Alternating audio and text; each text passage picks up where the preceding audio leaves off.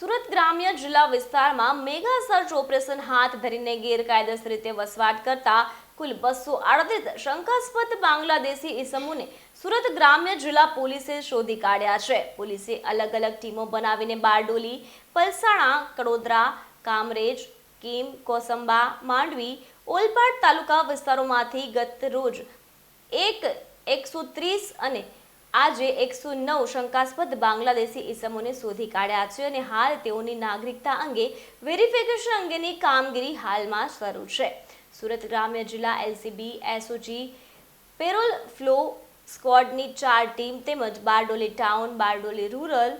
પલસાણા, કડોદરા, કામરેજ, કીમ, કોસંબા, માંડવી સ્થાનિક પોલીસની કુલ 8 ટીમો મળી સુરત જિલ્લામાં પોલીસની કુલ 12 ટીમો બનાવવામાં આવી હતી। આ ટીમો દ્વારા ગેરકાયદેસર રીતે વસવાટ કરતા વિદેશી નાગરિકોને શોધી કાઢવા મેગા સર્ચ ઓપરેશન હાથ ધરાયું હતું અને ગેરકાયદેસર રીતે વસવાટ કરતા